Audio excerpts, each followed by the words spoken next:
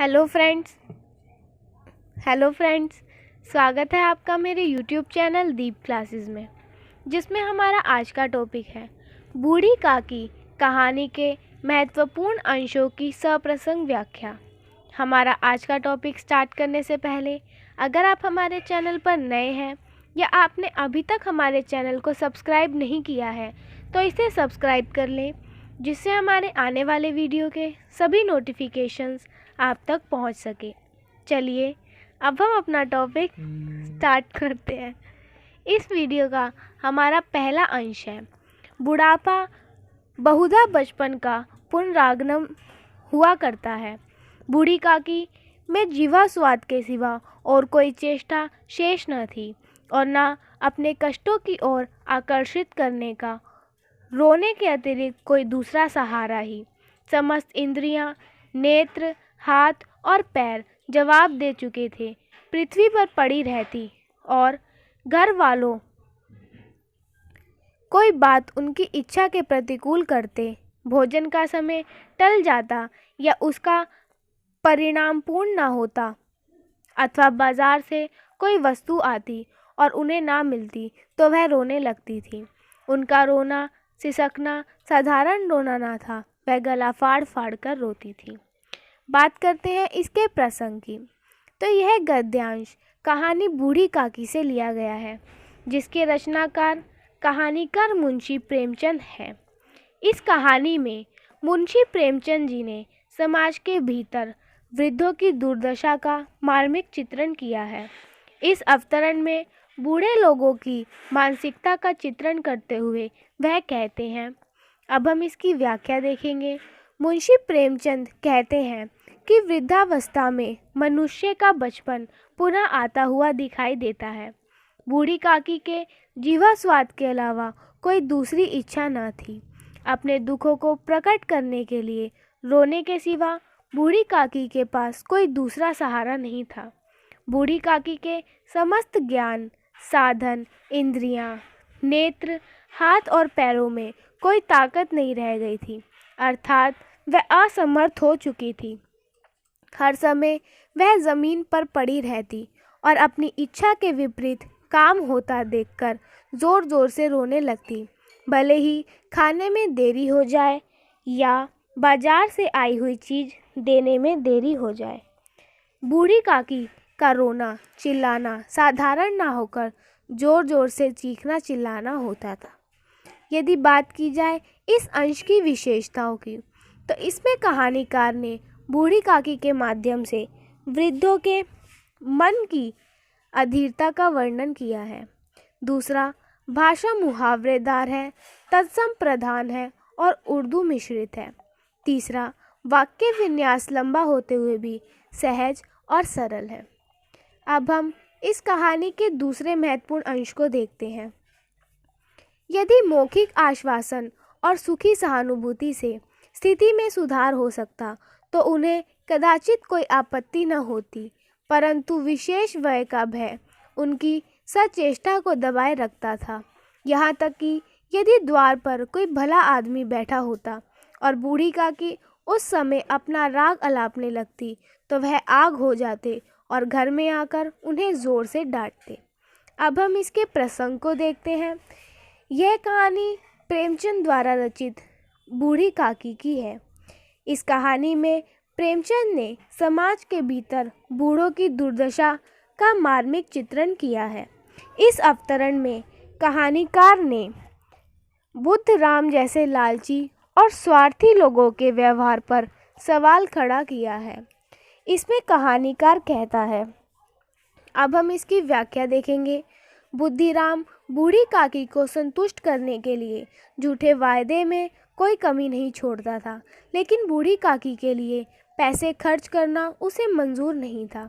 अगर कभी बूढ़ी काकी चीख चिल्लाहट के समय घर के बाहर कोई और आदमी बैठा होता तो बुद्धिराम घर के भीतर आकर बूढ़ी काकी को डांटने में भी कोई संकोच नहीं करता था। इसकी विशेषताएं देखते हैं।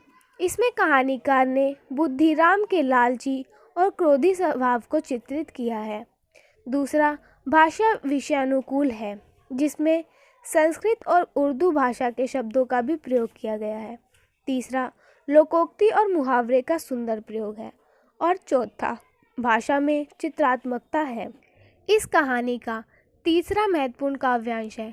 बूढ़ी काकी अपनी कोठरी में शोकमय विचार की भांति बैठी हुई थी। यह स्वाद मिश्रित सुगंधी उन्हें बेचैन कर रही थी। वह मन ही मन विचार कर रही थी कि संभवतः मुझे पूड़ियाँ ना मिलेगी। इतनी देर हो गई, कोई भोजन लेकर नहीं आया।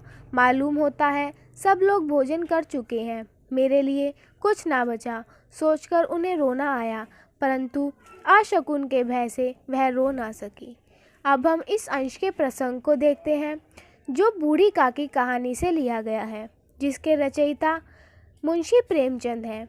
इस कहानी में मुंशी प्रेमचंद ने समाज के भीतर बूढ़ों की दुर्दशा का मार्मिक चित्रण किया है। इस अवतरण में कहानीकार ने बूढ़ी काकी की सोच समझ का सुंदर चित्रण किया है। कहानीकार कहता है कि, अब हम इसकी व्याख्या देखते हैं। कहानीकार कहता है, बूढ़ी काकी कोठरी में अकेली बैठी सोच विचार कर रही थी। घर में भिन्न भिन्न प्रकार के पकवानों की खुशबू बूढ़ी काकी के मन में बेचैनी पैदा कर रही थी। बूढ़ी काकी अपने मन ही मन सोच रही थी कि उसे पूरियां नहीं मिलेगी। बूढ़ी काकी सोच रही थी कि इतनी देर हो गई है, अब तक तो सभी ने भोजन कर लिया होगा, मेरे लिए भोजन बचा ही नहीं होगा। यह सोचकर बूढ़ी काकी मन ही मन रोने लगी, लेकिन शुभ अवसर पर रोने से अपशकुन के भय से वह रोई नहीं और मन ही मन सोचती रही। अब हम इसकी विशेषताएं देखते हैं। इसमें कहानीकार ने बूढ़ी काकी को जो पकवानों की खुशबू आ रही है वह उसके मन में बेचैनी पैदा कर रही है। दूसरा, मानसिक भावनाओं का सजीव चित्रण किया गया है। तीसरा, देशज, तद्भव, तत्सम शब्दों का सुंदर प्रयोग किया गया है। इस कहानी का चौथा महत्वपूर्ण काव्यांश है। जिस प्रकार मेंढक कंचुए पर झपटता है, उसी प्रकार वह बूढ़ी काकी पर झपटी और उन्हें दोनों हाथों से झटककर बोली, ऐसे पेट में आग लगे, पेट है या भाड़। कोठरी में बैठते हुए क्या दम घुटता था। अभी मेहमानों ने नहीं खाया, भगवान को भोग नहीं लगा, तब तक धैर्य न हो सका, आकर छाती पर सवार हो गई। जल जाए ऐसी जीभ, दिन भर खाती ना होती तो ना जाने किसकी हांडी में मुंह डालती। गाँव देखेगा तो कहेगा कि बुढ़िया भरपेट खाने को नहीं पाती, तभी तो इस तरह मुंह बाए फिरती है। डायन ना मरे ना माचा छोड़े, नाम बेचने पर लगी है, नाक कटवा कर दम लेगी। अब हम इस अंश के प्रसंग को देखते हैं। यह गद्यांश बूढ़ी काकी कहानी से लिया गया है, जो प्रेमचंद मुंशी द्वारा लिखी गई है।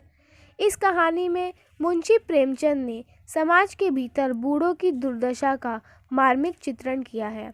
इसमें बुद्धराम की पत्नी रूपा द्वारा बूढ़ी काकी को कढ़ा के पास बैठी हुई देखे लेने पर गुस्सा होने का वर्णन करती है। रूपा के क्रोध का भयावह चित्रण वह कहते हैं कि, अब हम इसकी व्याख्या देखेंगे। बूढ़ी काकी को बाहर देखकर रूपा का खून खौल उठता है और वह बूढ़ी काकी पर इस प्रकार झपटती है जिस प्रकार मेंढक केंचुए पर झपटता है। उसी प्रकार रूपा ने दोनों हाथों से बूढ़ी काकी को झटक दिया और खींचती हुई अंदर ले आई और वह कहती है कि ऐसे पेट में आग लगे। इस बूढ़ी का पेट है या भाड़, इसका कमरे में बैठे हुए तो दम घुटता है। अभी तक आए हुए मेहमानों ने भोजन नहीं किया और भगवान को भी भोग नहीं लगा, तब तक भी इस बूढ़ी काकी को रुका ही नहीं जा रहा, आकर हमारी छाती पर सवार हो गई। ऐसी जीभ में आग लगे, अगर 24 घंटे खाना ना मिलता तो ना जाने किस किस के घर पर खाना खाती फिरती। गांव के सभी लोग सोचेंगे कि बुढ़िया को भरपेट भोजन ही नहीं देते, तभी तो इस तरह भूखा पेट इधर उधर घूम रही है। ना तो डायन मरती और ना ही खाट में लगती है। इससे हमारा नाम बदनाम तो होगा ही।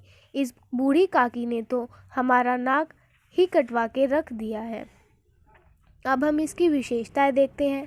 इस अवतरण में रूपा काकी पर इस तरह झपटती है जिस प्रकार मेंढक केंचुए पर झपटता है।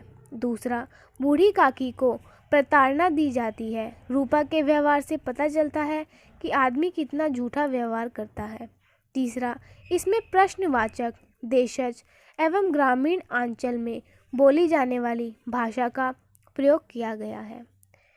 इस कहानी का पांचवा महत्वपूर्ण अंश है दीन शुद्धातुर हत ज्ञान बुढ़िया पत्तलों से पूड़ियों के टुकड़े चुन चुन कर भक्षण करने लगी।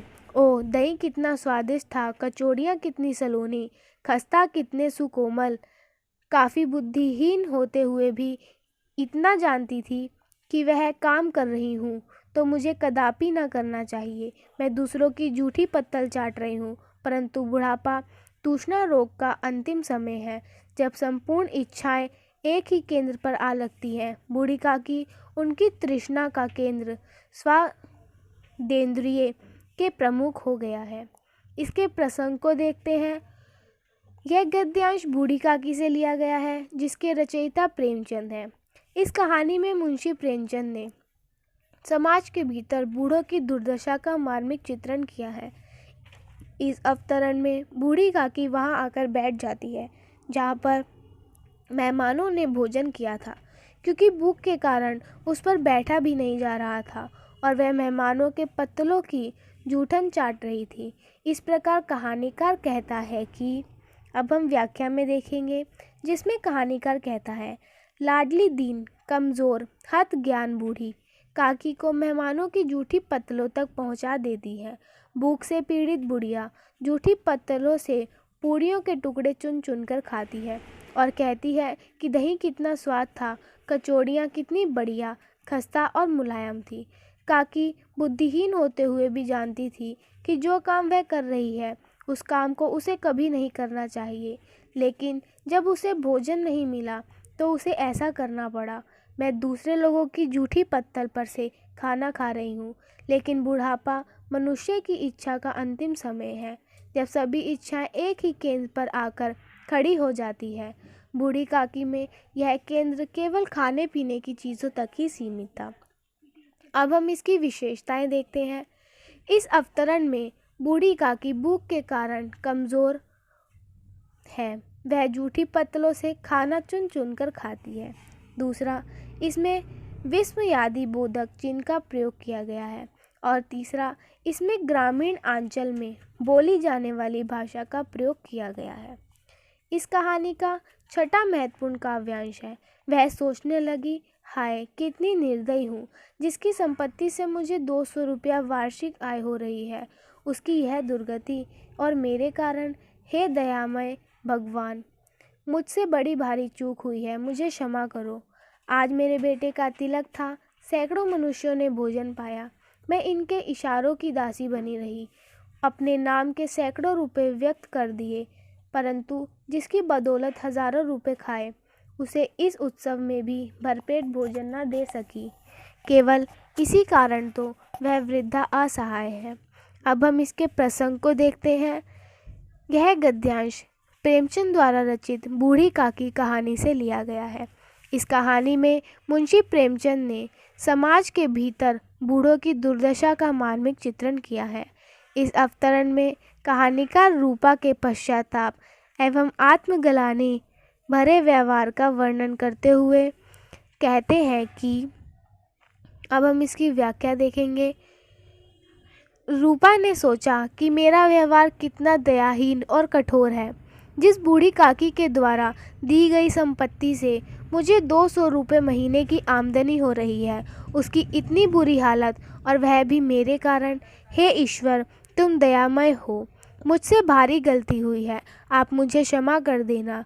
आज मेरे बेटे की सगाई समारोह के अवसर पर सैकड़ों लोगों ने भोजन किया और मैं उनकी आवभगत करती रही। सामाजिक दिखावा करने के लिए सैकड़ों रुपए खर्च किए, परंतु जिस काकी की संपत्ति से मुझे हजारों रुपए मिले, उसे मैं भरपेट भोजन भी नहीं करा सकी। इसके पीछे मेरे मन में एक ही भाव था कि इस दुनिया में उस बुढ़िया का सहायक नहीं है। अब हम इसकी विशेषताएं देखते हैं। इसमें कहानीकार ने रूपा के आत्मग्लानि एवं पश्चाताप भरे मन का यथार्थ चित्रण किया है। दूसरा, कहानीकार ने मनुष्य की स्वार्थ भरी मानसिकता का उल्लेख किया है। तीसरा, संबोधन शैली का प्रयोग किया है। और चौथा भाषा में सहजता, सरलता एवं स्वाभाविकता है।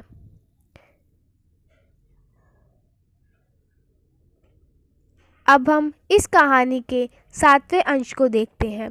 आधी रात जा चुकी थी।